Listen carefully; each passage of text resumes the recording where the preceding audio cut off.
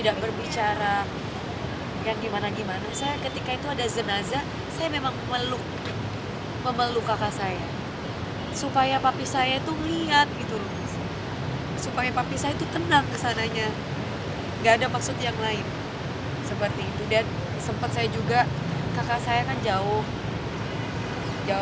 dan di situ jenazah, maksud saya itu dekatlah gitu, mendekatlah gitu. Itu kan papi kita, bukan papi saya, tapi papi kita semua. Saya dari dulu tidak pernah melarang, itu bohong. Ada gosip saya melarang, itu bohong. Justru kalau sekarang ada kabar saya katanya memohon-mohon. Saya memang memohon untuk kesenangan papi saya, karena papi saya manggil ketika itu.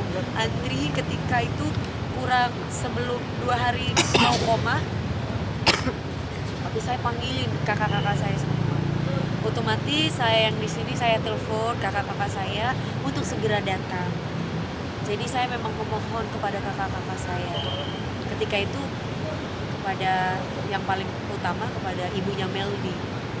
Saya memohon untuk datang karena memang papi saya menghendaki untuk ketemu semua, kumpul satu keluarga walaupun tidak datang. Terakhir abang saya yang nomor 3 dan nomor 2 itu hari Sabtu datang. Papi saya cuma buka mata sebentar, habis itu tidur lagi dan besoknya meninggal di Jember. Gak mungkin saya di sini. Dari kemarin 7 harian kami di Jember semua, alhamdulillah lancar.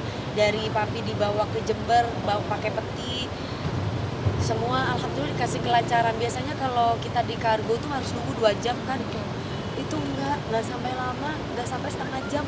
Tiba-tiba alhamdulillah sama teman-teman yang bekerja di kargo langsung dipermudah. Dari Allah semua langsung cepat. Papi perjalanan 4 jam 5 jam menuju Jember dan langsung kami mandikan, langsung kami semayamkan habis zuhur. Support selalu. Saya berterima kasih punya suami yang baik, yang setia, yang mendampingi sampai papi saya nggak ada. Karena selama sebulan itu saya benar-benar sendiri merawat papi saya gitu. Alhamdulillah, saya sebelum meninggal tuh saya udah bilang, papi saya kan bilang mau sama Dewi.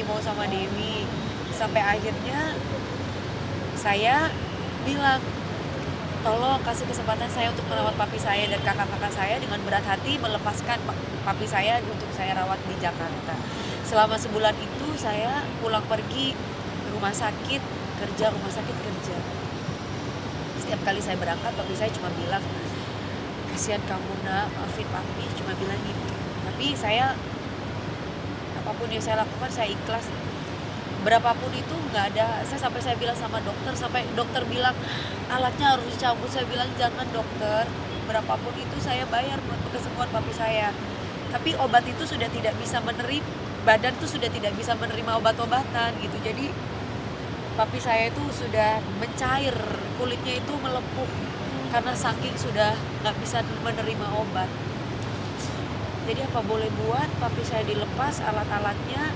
Saya nemenin papi saya sampai pindah di ruangan yang berbeda, bukan di ICU lagi.